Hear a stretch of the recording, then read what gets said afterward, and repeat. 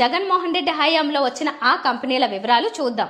Infosys, Wipro, Amazon, BEL, rod stand, tech Mahindra, ATG tyres, Yokohama tyres, ఎక్స్టీ global, Raheja Inorbit, Aditya data centre, Mayfair, Aditya Birla కంపెనీలు వైజాగ్ లో పెట్టుబడులు పెట్టాయి.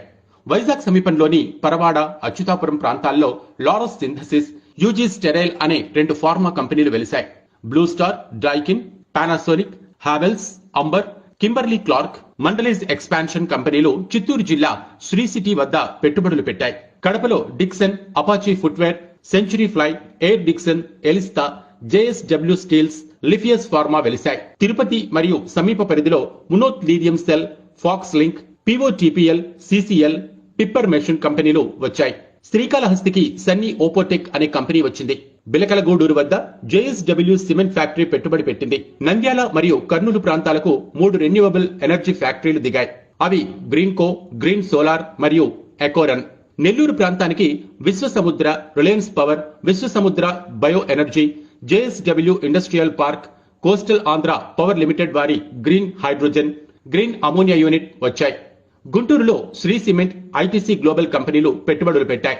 తూర్పుగోదావరి జిల్లా గుమ్మలదొడ్డి వద్దకు అసాగో, బీబీపురానికి గ్రాసిమ్ ఇండస్ట్రీస్ రాగా, ఏలూరు దగ్గర చింతలపూడికి గార్బేజ్ అగ్రోవెట్ కంపెనీ వచ్చింది. కడప, విశాఖ, తిరుపతి నగరాల్లో 3 7 స్టార్ హోటల్స్ నిర్మించడానికి ఒబెరాయ్ గ్రూప్ ఒప్పందం చేసుకుంది. చెప్పడంలో ఇక్కడ కొన్ని మిస్ అయి ఉండొచ్చు కూడా. ఇక్కడ చెప్పినవి 50కి పైచిలుకు కంపెనీలు, పరిశ్రమలు. ఇవన్నీ జగన్మోహన్ రెడ్డి నిర్వహించిన వైజాగ్ సదస్సు, తాను వెళ్లిన దావోస్ సదస్సుల ఫలితం. అయితే చంద్రబాబు హయాంలో శాంక్షన్ చేయబడి కార్యరూపం దాల్చిన 6 కంపెనీలు జగన్మోహన్ రెడ్డి చేతుల మీదుగా ప్రారంభమయ్యాయి.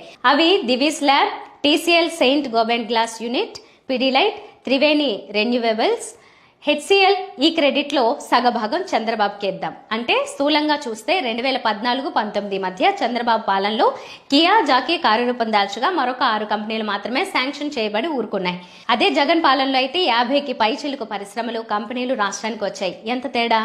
చీమకి ఏనుక్కి ఉన్నంత తేడా కనిపించట్లేదు.